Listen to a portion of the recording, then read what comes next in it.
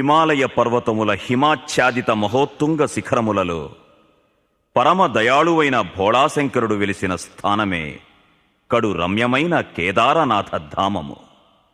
ఇక్కడ పరమేశ్వరుడు కేదారేశ్వర జ్యోతిర్లింగముగా ప్రసిద్ధి చెందాడు. ఈ కేదారేశ్వరుని ఉపలింగాన్ని భూతేశ్వరుడు అని పిలుస్తారు.